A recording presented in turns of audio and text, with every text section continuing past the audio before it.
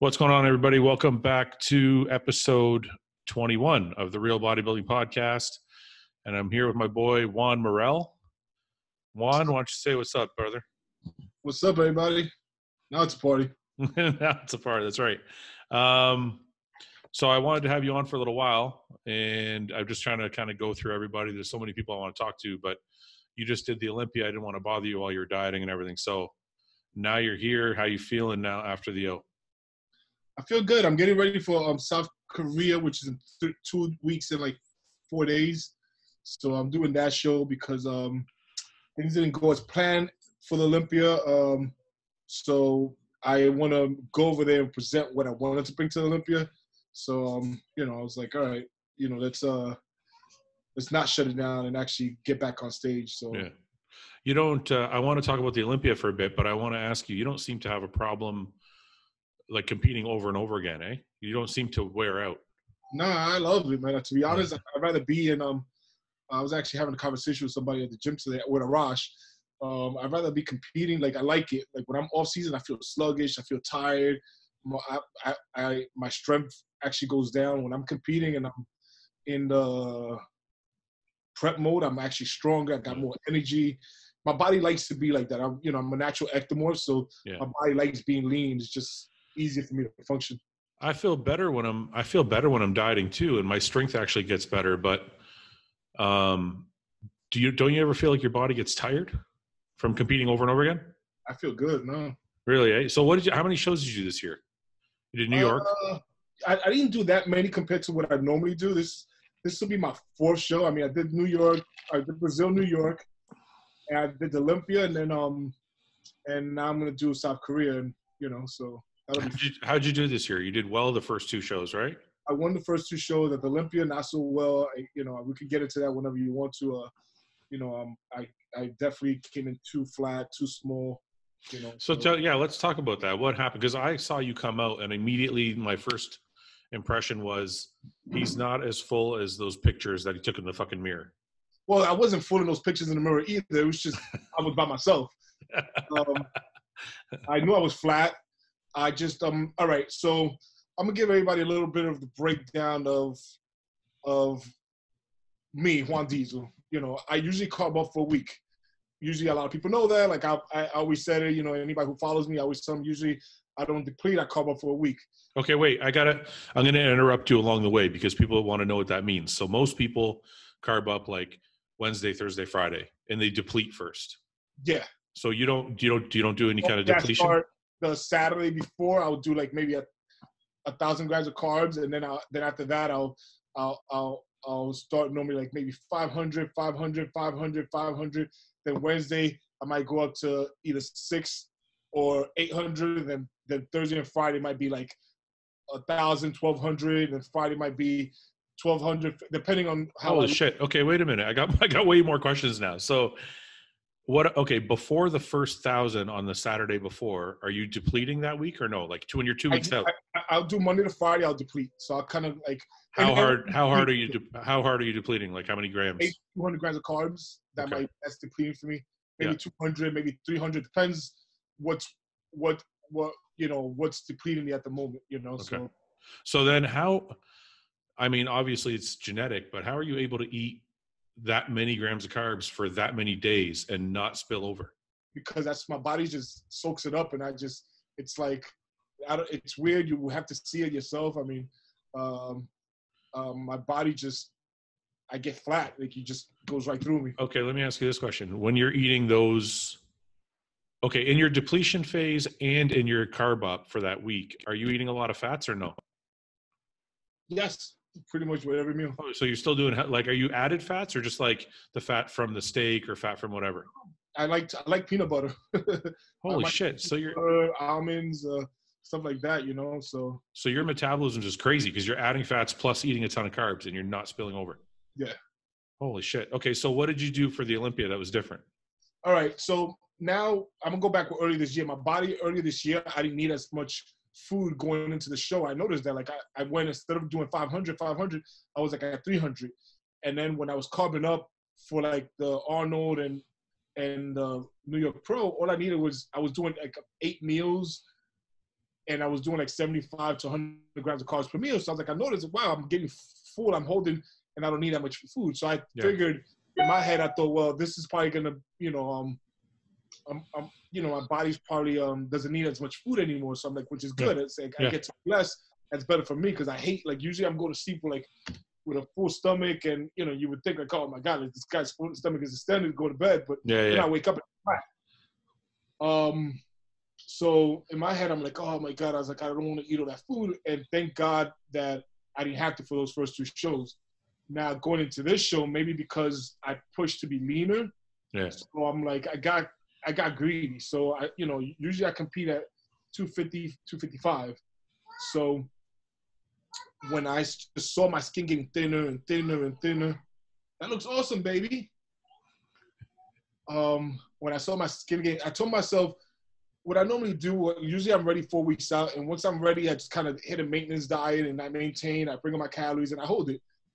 And I said, you know what, I'm tired of doing that. I was like, I want to see how far I can, how ripped I can get. I know I can get thin skin. I want to get that freaky condition that nobody brings on stage anymore. I want to get inside out. So 2 weeks out, I actually achieved that. I was already pretty much ready. My weight was still like 249, 248. So it was still not too low. It was like, I was still like, like in that close. That, that after 2 weeks, everything just went downhill. I started pushing that week. And then instead of, like I said, instead of carbing up and, cruising in, my head, I'm thinking the longer I keep pushing, the thinner my skin is going to get, the harder I'm going to get. I took a video like Tuesday in the gym, and I was like, oh my God, like I look kind of like I just looked. You're really getting stringy. Yeah. So, but I said, you know what? I'll be able to fill out. I was like, I'm going to be fine. I have a feeling that I'm going to be fine. So, I was like, all right, I'm going to start with 10 meals, 100 grams of carbs per meal, something like that, whatever. And I didn't notice till I got to Vegas. I landed, I was down to 237, which I haven't seen those numbers since I was probably like maybe 2011, and it was like, I was like, oh my God. But I said, you know what? I'll be fine. I'll eat, I'll grow into the show. My metabolism would just rev. I ate, I would just, I didn't have like that pop, like that, I didn't have it anymore. So it was like, it was, no matter how much food I ate. I mean, I ate pizza, I ate burgers, I ate Five Guys. My body was just not. Nothing was soaking up. And and nothing was soaking up. And, it's crazy. People always say, like, why can't the pros get shredded? You just keep getting shredded, keep getting shredded, keep getting shredded. What people don't understand is the more you cut your calories and the longer you stay in that deficit, is what happened to you is you start going backwards. And I bounced back up maybe a week after. Like, I mean, I remember I started to carb up for a Friday show Tuesday. So, I think like Tuesday, the following Tuesday, after eating for a whole week, is when I actually took a video, and I was like, oh, look, now this is the way I'm supposed to look. And then, but when you were, sorry, I just want to just want to put this out there. So I got messages and all these people like, oh, like talking like, like a few people that just like, they don't understand what we, I tried something. This is something that I wanted to achieve. Like, I brought the look, maybe it didn't look the way I wanted to look on stage because I thought I would be fuller. But I did something intentional. There's nothing backfired on me. The only thing that backfired was just me not being able to fill out.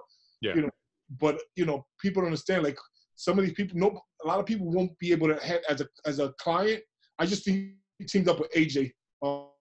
Just letting anybody know. But as a client, not a lot of people will understand my metabolism because they're not used. I'm not the normal person. It's like you just can't. Oh, I'm gonna feed you. I'm gonna feed you. It's like my body, once it goes, it goes. It's not the first time it happened to me. I've been that way before. I've been in that position before where you keep pushing, and you think you're going to keep burning fat, and then all of a sudden you just start getting flatter and flatter and flatter. And nothing you eat. Chad did that to me. I worked with Chad Nichols one year, and we ate like protein and fat pretty much the whole diet. It was almost a keto, but it was like super high protein. And when it came time to fill out, we did the same thing. We started on a Monday. But by the time I got to the stage, it just wasn't the same look. Like I had been flat for too long. Like my body just kept going. Yes. So when it came time to put it all back in, my body wasn't storing it in the muscle. It was just burning through it. Yeah. So I've been there, and it's like a horrible feeling because you think, okay, I'm just getting leaner and leaner and leaner. But then when you want shit to work, it's not there for you. Yeah, because I heard a few people like, making a few comments of like, oh, whatever. Like, guys, I just won 2 pro shows working by myself. Yeah. Like I pretty much have a pretty decent track record. It's like everybody, doesn't matter who you work with. I've seen people work with, Chris Aceto, Neil Hill. Every now and then there's something that happens that is out of your control. It happened. Yeah. Reason I decided to work with AJ, I don't know if you know who he is. Who's AJ? Is that concrete? Yeah, cement factory. That's it. We're on the same page. We both like conditioning, and I know that I got to come in full. And he's somebody who, like me and him, our chemistry connects. Yeah. And because it's very hard for me to, like, sometimes work with some people because chemistry is not there. Yeah. Our chemistry connects, and I just need somebody like, we need somebody that's gonna be there, watch over me, because sometimes now, especially me handling so much with my clients, it gets hard. Like sometimes, like I might push too hard. That's my problem, is I like to work.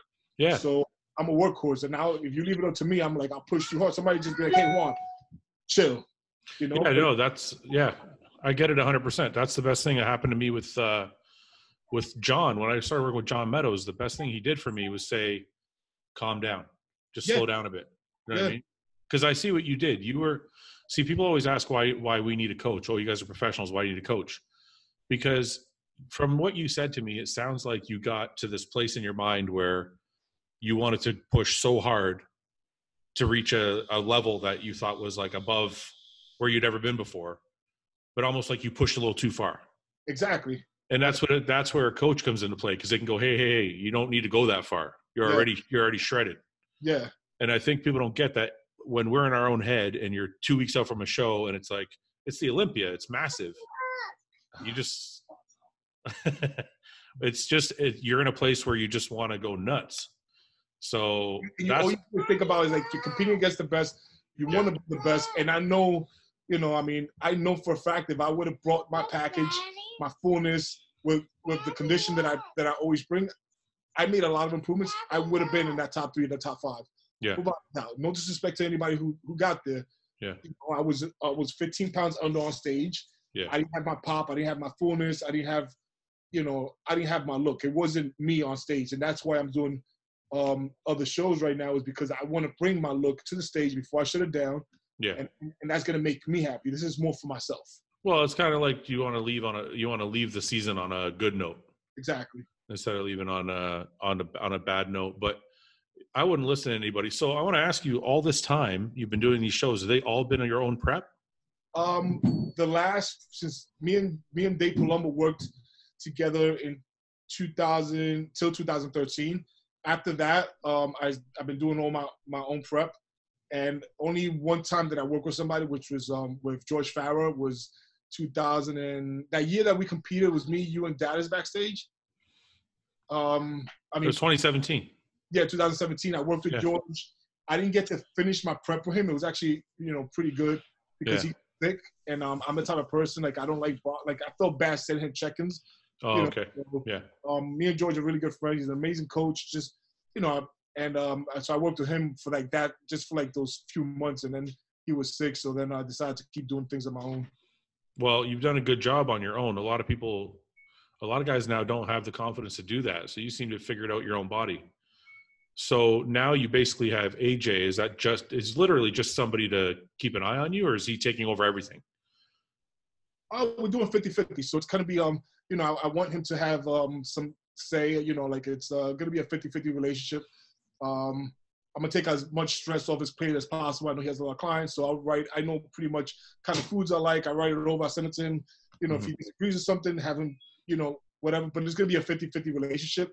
Yeah. At least for now, you never know. Maybe I might give him full control at some point. I like his work. He's and everything, like when we sit down and talk, we're on the same page. Smart guy. And what's his philosophy? Is he a high carb, high fat, what is his thing?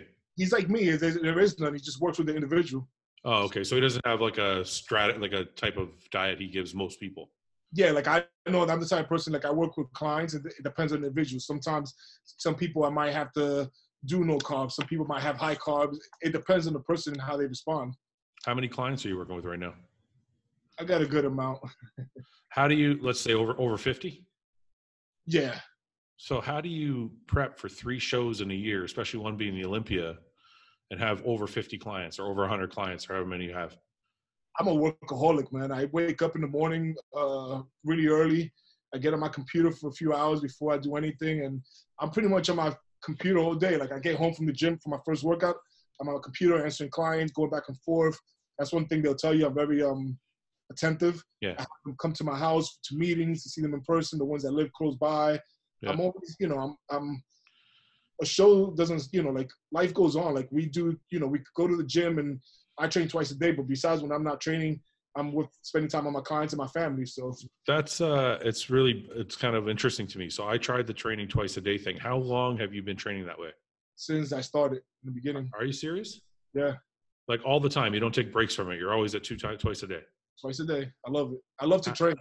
I know, so do I, but I do it. And if I do it, I burn out after like 3 or 4 weeks. I feel like I'm starting to get burned out. I start getting like nagging injuries and shit. Nah, I'm always feel good. Dude, you're crazy, man. I don't know how you fucking do that. So you do that, and then also the eating is like insane. You don't gain any weight. Your waist stays small. How are you? You're like built for this shit. I think we all are in our own way, man. I've never seen a bad picture of you, man. Picture 300 pounds. You look good. Yeah. Amazing. Well, I just mean like, so how do you split up your 2 time a day training? Like, are you hitting everything twice a week? Yes, I do everything twice a week. So you got kind of like a Ronnie Coleman style. Yeah. Okay. Are both those workouts heavy? I kind of do a lot of volume. So my style of training is, you could kind of say both workouts are heavy and not, because what I do is my first movement is always a compound movement. So I go heavy, but I superset everything. I don't know if you noticed watching my videos. Yeah, sometimes. I do a lot of volume. So my first movement is a compound. Like I'll just go as heavy as I can. Then after that, my rest period gets really short. I see. Exercise. So I'm kind of doing, even though I'm pushing as heavy as I can, I'm not getting to that. Like I don't believe in doing low reps. My reps are in the at least 8 to 15, stuff like that. I'm like that too.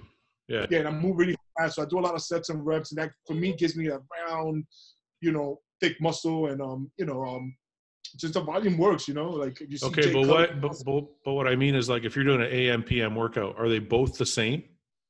Not the same workout, but the same theme. Like they're both heavy, they're both high volume. Yeah, it depends. Like today I did back. Yeah. So I did back, and I'm gonna go back for shoulders. So I'll do shoulders as heavy as I can, for the first, exercise. And after that, it'll just be straight, moving faster pace and, more moderate weight. And you're not burning out? No, I recover. I'm okay. I sleep good, too. I sleep 8 hours a night. Well, you have to if you're training like that, man. Yeah. What do you how do you keep your weight? This is something I've always want to ask you. How are you keeping your waist small? And it seems to be getting smaller and smaller. What are you doing? I just started doing the vacuum this year because I wanted to make it even smaller. Yeah. But that was something I got in my head. I was like, I want to make my waist smaller, so I started practicing the vacuum. But before that, it was just nothing. I think it was just once I hit prep and just eating smaller meals compared to the off season, my waist just got small. I think it's more of a genetic thing because I honestly don't do anything. Well, I think some of it's genetic, but you said you're doing a vacuum. Are you doing it like every day?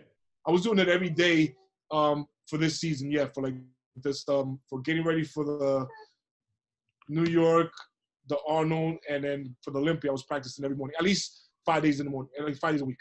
So okay, for somebody with a big waist, tell me your vacuum schedule. Like, what were you doing? When I wake up, are you doing just over like leaning over the counter, pulling in your waist? Yeah. Wake up in the morning. That's possible. Yeah. Do that for like 10 minutes. I do a couple of sets. I'll do a couple of sets like that. Then I'll do a couple of sets standing up. Okay. So how long are you holding the vacuum for? As long as I can, till I can't hold my breath anymore. And that would at first, when I first started doing, I couldn't do anything. Yeah. And after like a couple of weeks, then I started to pull in more. Then when I got good at it, and I started posting videos. At first, don't get discouraged. At first, you're not going to be able to do it, you know? So it's like. That's what happens to me. I get discouraged because I practiced when I was getting ready for Toronto. I was practicing a lot, and I couldn't hold my stomach in for more than 10 seconds. Then it was like but then it was like 15 seconds. Then it was like 20 seconds. Then it was like 25 seconds. But I still wasn't getting like the concave. Like it wasn't going in. So I'm like, what's going on here? Like it's not. So I got kind of discouraged. Yeah. But you have to keep trying. Like it took me, before I saw anything, it took me like about a month before I started seeing something like I was like, oh wow, it's starting to go in. Then like at 6 weeks of me practicing is when I started to when it started to kick in a little. Then at 8 weeks, it was like, you know, it took a while, you know. All right. So listen to Juan. Don't get discouraged. Okay, let me ask you this. When you eat, because I know you like to eat like I eat. When you eat, can you still do the vacuum in the morning? Or do you think like eating smaller meals helped you do it? When I eat, I can still do the vacuum the next morning. Yeah. But what if you have? But the day after I eat, I'm not gonna be able to do it. Meaning, like if I eat now and if I eat a big meal now, like I say one of those cheap meals, then I'm gonna do it. No, right after, no. I give myself a couple of hours to digest. I'll be able to do it. Okay, so do you ever schedule your cheat meals at night, or are they always during the day, or how do they work? When I do my cheat meals, it's pretty much a cheat day, so I have a whole day of eating. I think everybody hates you, man. You get away with everything. I don't know. So your cheat day is still. How long have you been bodybuilding now? I started bodybuilding 2007. So you've been bodybuilding for 13 years, and your metabolism has not slowed down. You still have all day cheat days. When I first started, it was even worse. I used to have to cheat starting from Friday afternoon all the way to Sunday, and I would still lose 2 pounds a week. So I have 3 days eating like a glutton. Yeah. So okay, tell people, because I know I get messages from Hardgainers all the time, and it sounds like you're a Hardgainer when you started. Yeah. So if you're talking to a Hardgainer, what do you tell them? Like, how do you tell them to have the patience? You just gotta eat, man. Like that's the thing. I'm even training clients and stuff like that. People they're scared to eat. They don't want to eat. They're scared to lose their abs. You know, you gotta put on, when you're trying to put on that weight. Who cares about abs? You know, you just gotta eat a lot of food and you gotta train hard. You know, it's like I used to eat 12 meals at one point, and a lot. Like, you know, my last meal before bed was like those Costco's burger that were like 800 calories each patty. And I was doing about 2 patties, like a double cheeseburger. Yeah. So I ate those too. It used to be my last meal of the day at one point when I was doing 12 meals. You know, I was doing 8 solid meals and 4 shakes. That's insane, man. The most I've ever done is 7, and I couldn't even keep that up. I don't know how you're doing. I don't know how you get 12 in. I can't do that now, but I'm glad I don't have to do that now. But in the beginning, it was crazy because I was just, no matter how much I ate, my weight wouldn't budge. And it was funny because the gym that I started, when I first started, it was a gym like Victor Martinez, and it was just a whole bunch of bodybuilders. Yeah. And they would I'd be there all day because I was a trainer. And they would see me I lived in McDonald's, and that was all I ate. And they would like tell me, let me see your abs. And at any point in a given day, I would show them my abs, and I had abs and veiny, and like all I ate was McDonald's. Jesus. And as a freak, and I needed to put on weight. Then I started going more on the clean route. You know, as older we get, you know, we want to be healthy and make sure that, you know, like eating McDonald's every day is not healthy, especially when you're doing it, you know, every meal. So let me ask you this: was there a point when you started? What was your weight when you started? Like when you started lifting weights, how much did you weigh? Like 160, 165 pounds at, you know, my height, which is, you know, pretty skinny. So when you started lifting and you started to put on weight, was there a period where you got discouraged and you're like, I don't think like my genetics aren't for this? I believed in myself since day one. I think I believed in myself more then than I do now. I just started working out, and I was just like, I'm gonna get big. I read all the books, and I read all the, you know, I took nutrition and all that, and I was like, all right, this is what you got to do, and this is what I didn't know that it was a genetic thing. Yeah. So I was like, all right, this is what I got to do, and I was 2 grams a pound, 1.5 grams of protein per body weight, 0.5 grams fats per body weight, to bulk 2 to 3 grams of carbs per body weight. So, I did all that in the beginning. I remember, and it was just like, so that was I was so, yeah. That was your recipe. You just followed that, and you're like, I'm just going to keep doing it. Yeah. And you didn't hit a point where you were like, I don't think I can get as big as those guys. You just didn't ever think that. Well, I never thought I could get as big as I am now. I was aiming for more like the aesthetics, because since I was an ectomorph, I thought I was going to be one of the smaller bodybuilders. Okay. So I believe I can get there. I just didn't think I'd be able to. Like now I'm a hybrid. I can, you see me on stage. I can be a pretty big guy. Even though there's that joy, I wasn't, but I got the mass. I got the aesthetics. Yeah. At first, I didn't think I can be this big. Like I remember looking at Victor, and I was like, oh my God, like I would never be able to be that big. He's so big. I wanted to. Yeah. But that's why I say that, because if you're working at Bev's, I'm thinking you got to see Victor walking around there, or maybe you see Kai walking around there, or all the different pros that come in for photo shoots. And I ever wonder, is that discouraging or is that motivating? That was motivating to me. I looked up in respect. Like I would never got discouraged. I was always like, wow, I'm pretty impressed. I'm like, and I was a hard trainer from day one. I trained my ass off really heavy, and since I actually used to be stronger then when I was lighter than I am now. So I see that you have like a lot of family, and you guys seem like you're pretty close. I can see that through your Instagram. Yeah, Bella, come here. Come say hi. Come say hi. Check us out. Now. Hi. Please show me muscle. Hi. Yeah. Oh, those are some big muscles. How old are you? 3. You're 3? She's almost ready to start working out. I already work out. You already work out. Do you work out with Daddy? Uh-huh. Oh, that's good. So we're gonna win the competition, right? Uh-huh. When's your competition? I don't know. She's adorable. Thank you. Go have some fun. Well, I want to ask you about your daughter in a minute, but I meant more your immediate family. How many brothers and sisters do you have? I got one brother. I got no sisters. My mom, my dad. Are they all cousins? Are there a lot of cousins in your photos? Oh, okay. Yeah. What does your family think of what you do? That's all I wanted to ask you. They're very supportive. They think this is awesome. To them, it's like they get amazed. Yeah. They never thought. I'm gonna take 2 seconds, real quick. I just gotta pee real quick. Yeah, go. So while he's taking a pee, I just want to say this is. I didn't realize he was that light when he started. So those guys, those of you out there that are listening that are like, oh, I could never be a pro, or I can never be that big, or I can't eat all that food. That's what it takes. I mean, you heard him. 12 meals a day is that's somebody who has a desire, and with the desire, he's just refused to kind of say no to himself, So I just put a post up on Instagram today about genetics and how people use that as an excuse sometimes. And Juan's a perfect example. He could have easily used the excuse that, oh, that's not my genetics, it's not my size.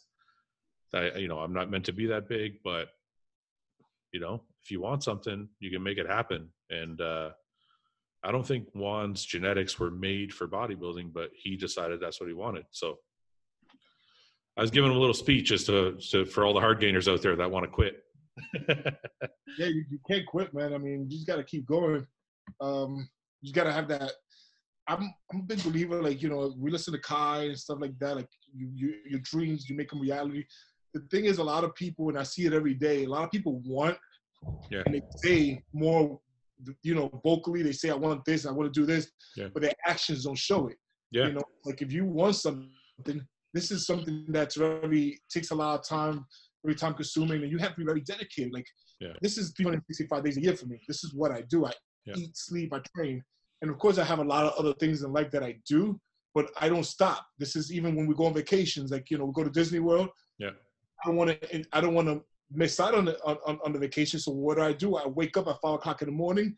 I go to the gym at 6. I'm back before they wake up, and then we enjoy Disney World for the whole day. So I might be sleeping 4 hours, but I decide, because I want to, this is a lifestyle for me. Yeah. It's like I tell people all the time, it's like there's a little clock in the back of your head.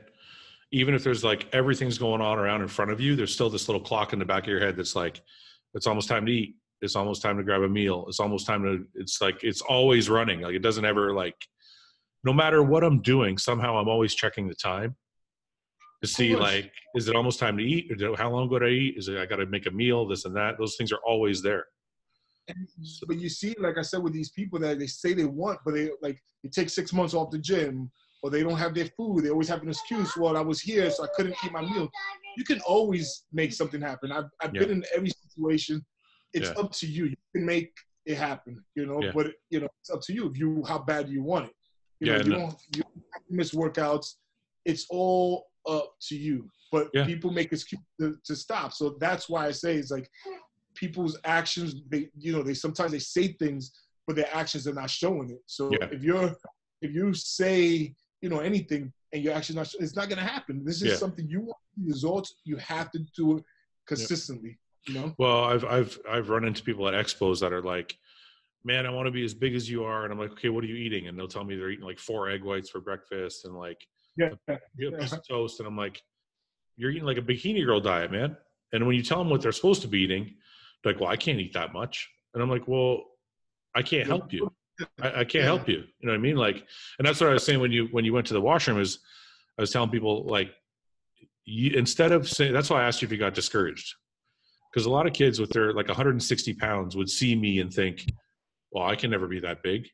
But instead, you just forced yourself to eat 12 meals a day and make yourself get to the size you are. Like you beat your genetics. Your genetics aren't made for you to be 250 pounds of muscle. But you decided this is what I'm going to do, But most people don't have that in them. They would just say, no, it's not my genetics. I can't do it. Yeah. So, I want to ask you, so your daughter's 3 years old. Yes. How has life in bodybuilding changed since you had your daughter? It changed everything. I mean, it's just in such a positive way. I mean, like, now we do family vacation.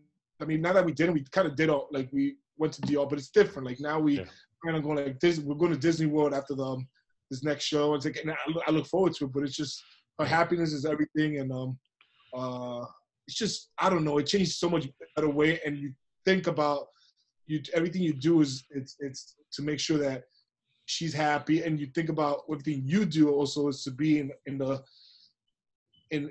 right, you want to be around in 20, 30 years, so you don't, you're not careless or reckless. Everything, it's done right. What do you, does it affect you at all when you're dieting, if your daughter's like super high energy, or if she wants to have a snack, or she wants to have ice cream, or does that affect you in any way, or you just power through it? The food doesn't bother me at all. I can be around food all the time. My wife has her cookie business, and that's right. I don't have a problem with food. Like people can eat pizza in front of me, ice cream, and it doesn't bother me at all. How do you do that? Because it's crazy. Because you're kind of a food guy, aren't you? Like you love eating. Like, people, that's a misconception. I eat a lot of food because I have to. I could care less. I don't really ever have an appetite. So you're not a food guy. I like food, but I like certain foods. But I don't care. Like I'm not like. Doesn't really matter. Like it's like I have certain things that I like to eat. Like I like ice cream, So if you're wait a sec. So if you're dieting and I say, hey Juan, I want to go grab a burger at Five Guys, you don't care? You just come with me and I can get a burger and you'll sit there with. Yeah, it won't bother me. I can't do that, man. If I'm dieting, everything's got to be out of the house. Yeah. I can't see it. I can't be around it. None of that. Yeah, yeah.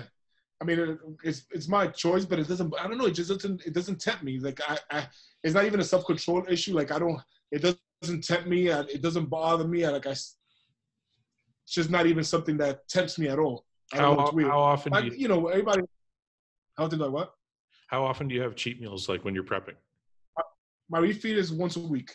I have Do you think that helps you with your temptation, or do you think you just wouldn't have the temptation anyway? I think it helps with the temptation because I feel for that one day I'm normal, and then I kind of like hate food again. I hate food after that for like for a week, and I'm like, oh man, I was like, and then after, like I'm like, all right, I get to enjoy what I eat. I couldn't eat what I wanted to eat every day. I would feel like crap, and I hate feeling like crap, and my stomach would be bothering me, so I couldn't do that. Like I used to, but I was younger. My body's different now that I'm older. Like I just wouldn't be able to, like feel good. Yeah, I noticed that too, man. After I hit like 35, my body just didn't process things the same way. It does. Prolong your career. How are you like, when do you see yourself retiring from bodybuilding? I'm gonna try to be like a Dexter and just kind of. You're gonna say that. I love bodybuilding, but at the end of the day, I do see the doctor at least 3-4 times a year. Check my blood work, make sure everything's good. I take, take supplements, like kidney, Tutka. I mean, oh, is that the Revive? Is that the Revive brand? Yeah. So I take a lot of health supplements. Like, I take a lot of, make sure a lot of things to keep me healthy. I do all the right things. Yeah. I detox. I do detox every year. Yeah. Like, and now that I'm older, I actually 6 days a week, I actually eat pretty good. I give myself that 1 day a week, but I do eat really, really well because I want to make sure that everything's, I feed my body, healthy foods, and I cut down, my red meat as much as, like, I used to eat a lot of red meat. Yeah. Cut down on that, just everything, just to, Well, let me ask you this. So when you were younger, or when I'll say this, when I was younger, I used to focus more on the macronutrients only. I want to get my rice, my potatoes, my chicken, my steak. And I noticed as I've gotten older, I try and focus a little bit more on the micronutrients. So I try and get things like spinach and avocado and stuff like that. Is that one of the ways you're trying to get yourself healthier, or does that come into your diet? Yes, I do a lot of healthy fats. I don't do a lot of avocados, but I do a lot of like mac oil. Like I eat, I have a lot of healthy fats in my diet. Yeah.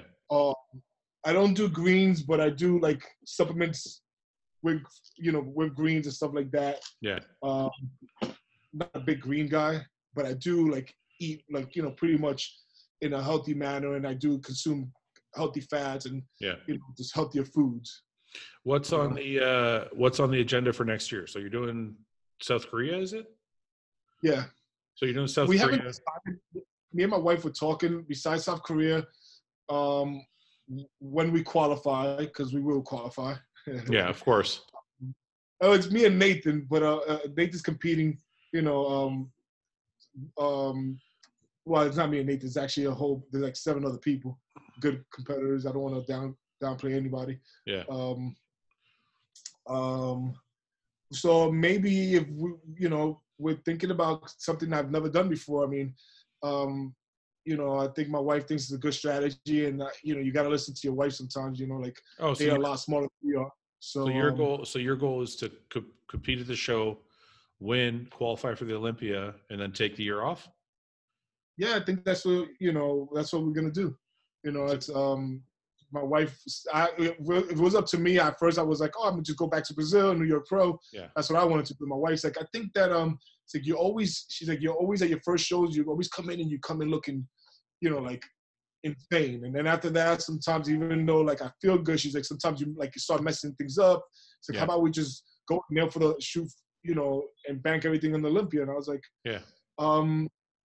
I was kind of giving her a little bit like, I don't know, I like my Brazil and New York. And, and she was like, listen.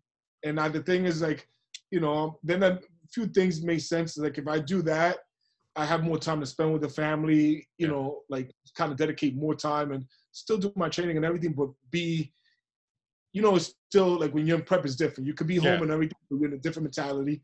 So, and I think I think that's probably going to be the plan, just, go straight to, and then they got shows right after. So if I want to keep competing and do a few shows, So how, I think that's a good strategy, actually. If you come in fresh, it might be a lot. I know you don't mind competing and you seem like you do it pretty easily, but a fresh Juan Morel is pretty dangerous. So it's a good strategy for sure. But I want to ask, how long have you been with your wife? Oh, we've been together since 2011 and we got married 2012. Is she like a major part of your career, or she just kind of advise you here and there? She's a major part. Like, there's nothing in life that I do not do without consulting or talking to her about. Like, she you know, she's actually like, she's changed me a lot, like in a good way. Like, you know, I was a little hothead before, and you know, she's definitely she's grounded me a lot, and she's, you know, like, she's made me very happy and just changed a lot of my life in a very positive way. And like I said, even gave me this beautiful baby, which, you know, makes everything, like, she's an amazing woman. Yeah. I'm not just saying that because she's here. Like, she's she's like, she's my backbone. Like, that's why I'm always with her. Like, you know how you see me at every show everywhere. Yeah. She's with me. You know, it's just. No, I get it. I'm the same way, and I actually was like you too. Well, you don't realize how much that, like, they help until later, because I didn't realize how much I've changed. Yeah. Until I think back to, like, early in my career. Like, I maybe wouldn't message people back, or I wouldn't answer all my emails, or I would be like, I would ignore things, and she made me more professional. She came along. She's like, look, you're not just getting on stage. You're not a fucking meathead. This is like, excuse my language, sorry. But she's like, you're not just a meathead. You're a business. People look up to you. People respect you. You can't just, like, so she would lecture me from time to time. That was the same thing. Yeah. Yeah. And at first I would fight her on it. I'm like, oh, you know what you're talking about, whatever. But she just kept drilling it in my head. And now I look back and I'm like, she changed me without even knowing. Like, I didn't even realize she was changing me, but she did. That's the same way. Like, I didn't even know. I was like, it would just happen, and just find myself to be more professional and carry myself in a better manner, you know? So. Yeah. I fought her on it though, man. I wasn't trying to change. I'm like, you don't know what you're talking about.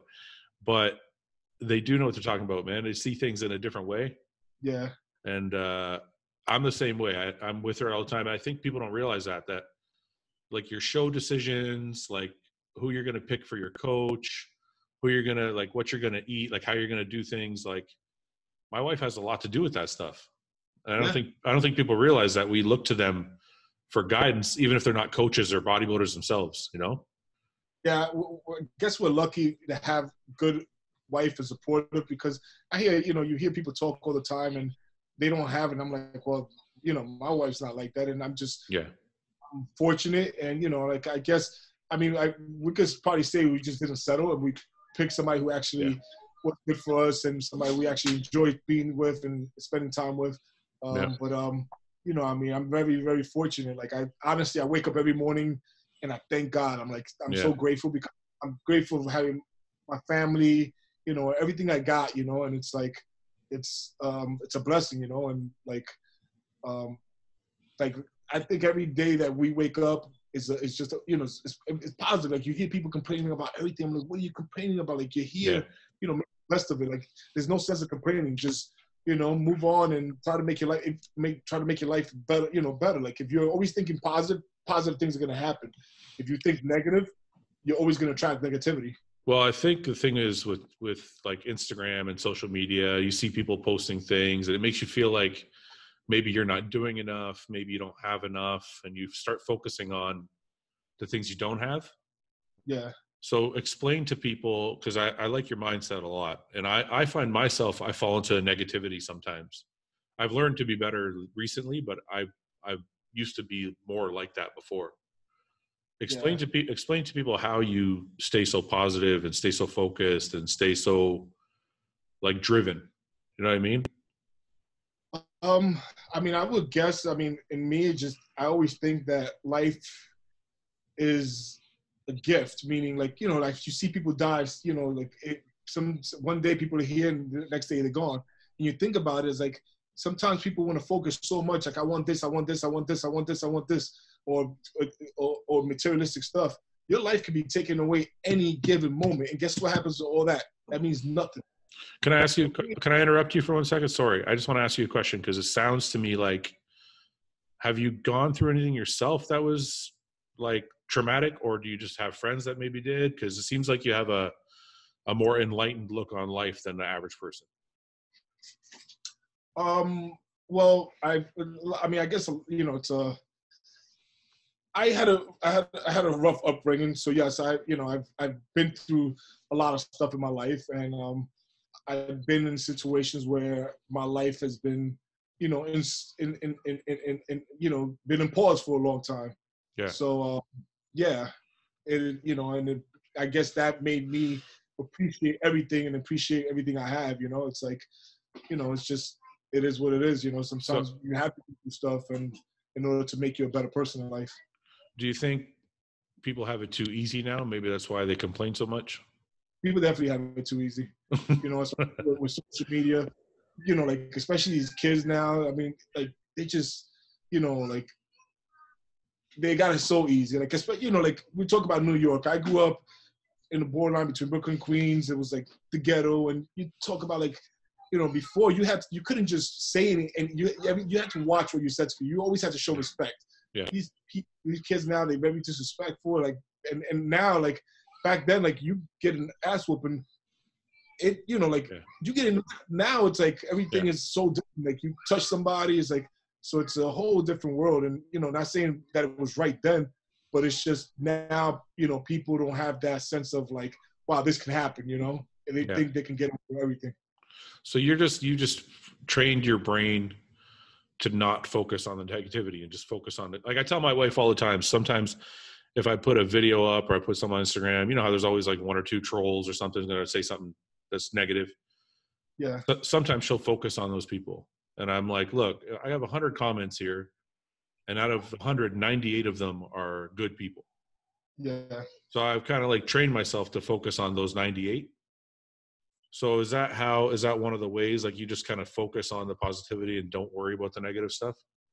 Yeah, pretty much. I mean, I think, yeah, because, like I try not to entertain the negativity, or I try not to, like exactly just like that. Like, because the thing is, a lot of people thrive on it and we just forget about Instagram just in general in life. It's like I know things happen and I know that you can control it. So the whole thing is when a negative situation happens and if, like there's no sense sometimes in just beating yourself in the head over something you can't control. Like, yeah, for a little second, they're like, oh my God, but you have to get up and move on because the thing is, if you can't control it, there's no sense of doing that. It's only going to put you in a worse situation or worse, you just got to like, what? So I have actually a perfect example for this. So you do the Olympia and you don't look the way you want to look. You don't place where you want to place. How does Juan Morel wake up the next morning? Like what goes through your head?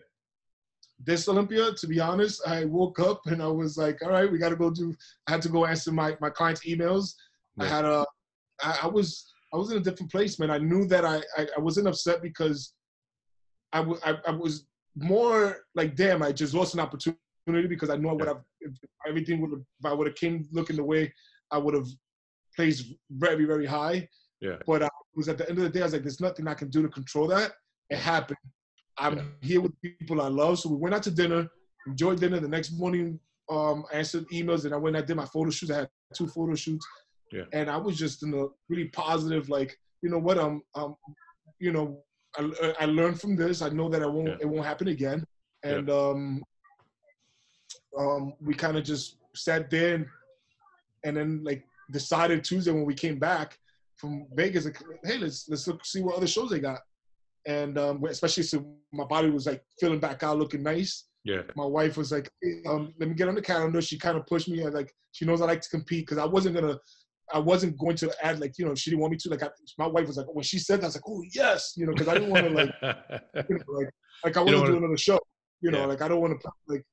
And she's like, let's see, what they got in, what shows they got. I was like, all right, you got a lot of commitments going on this month, but this month they got this show right here. You got nothing going on. I was like, all right, let's do it. So I think that's pretty cool, man. It's pretty awesome that your wife is that supportive. Who does the cooking in the house, you or her? I actually like to cook because I like to cook. I can hear her laughing. But she bakes cookies. She does the cookies, you do the rest. Yeah. That's kind of how it is at my house, except my wife doesn't make cookies either. What's Juan Morel's 5-year plan? I know you want to compete forever, but what is, like, do you have a goal, like, in your, is it just your goal is to win Mr. Olympia, or do you have a goal that you want to reach other than that? You know what? Prior to going into the show, my goal was top 3, top 5. That was always my goal. I told my wife, my whole mindset just changed after this Olympia, and I know I placed 14, but I'm like, I work too damn hard to be training for second or third. I'm tired of thinking, like, why am I limiting myself? And that's, I swear to God, this is something that's brand new that it was like 3 days ago. I could show you the text that I wrote my wife. It's like, I trained too hard to be, I never thought, like in my head, I was like, third, I just want to get top 3, top 5 in the Olympia, and I'm happy. Yeah. I feel that I've trained hard with a good, making just improvements and making the right improvements. There's nothing that anybody in that stage has that I don't have. I can, once I put on, I'm going to train to win. So, 2015, when I won the New York Pro and I competed in South Africa, Brandon was standing next to each other. I beat Brandon, and now he's a different person. Why can't I be a different person? Yeah. I agree with you. So it's like, if the biggest step to what you're saying is actually saying it and believing it. And I know that sounds really cheesy to people. I know you got to believe in yourself, but like, we're going to win it in 2 weeks, okay? But my twins are coming in 2 weeks. They're going to come in 2 weeks. You're going to still have them. She's adorable. But no. Look at her face, full of chocolate. Well, you're eating chocolate right now? What'd you eat? Chocolate cookies? I'm jealous. I'm going to have some chocolate cookies now. I'm jealous. I want to ask you, so what I was saying before was, I don't think people realize actually saying that what you just said is such a big step for bodybuilders. Because, like, I've never said, like, I want to win the Olympia. I've never said that to myself. You know what I mean? First time. It's the first interview I ever said it, so it's the first time I said it outside of me telling my wife 2 days ago. But do you still, was it a moment of like, you're really happy, or do you still feel that way? You're still like, no, that's my goal now. I feel that way because I was in the gym training, and I'm just training in my head. Like I was just having a conversation with myself in my head, and I'm just training, I train pretty hard. Yeah. And I'm just, I'm pretty sure a lot of us do. And then I'm just in my head, I'm like, why am I always training for second or third? Like, seriously, that's what I was training for. It's like, why am I training for third place at the Olympia? It's like, why? Started thinking in my head, I was like, I competed against every single body on this stage. And, like, I always believe anybody's beatable. It's like, there's no person on here that's not beatable besides Phil Heath. So I was like, I'm not training for second or third anymore. It's like, I'm training to win. If it happens, it happens. But that's what I'm going to train for. From now on, I'm not going to be afraid to say it. If somebody goes, hey, you will win the Olympia one day, it's like, you know what? You're damn right I will. And if it doesn't happen, it doesn't happen. But at least I'm going to aim for it. And at least aiming for that, maybe I might not win it, but maybe I'll get second place. And maybe I might. Who knows? But the thing is, what I think is aiming for it will make you a better bodybuilder. Because you'll be less complacent. Having that goal is going to make you work that much harder. So yeah, and that's my plan. Is after this show, when I get back to work, every year I've always gotten better, but I'm gonna just make a drastic change this off season. I'm gonna just it's gonna be a good year, 2020. Are you going to change something in your plan that you think, like in your program, or do you think you're just going to train harder? I'm going to go back to old school to put on a lot of weight. I'm going to put on some, eat a lot of food.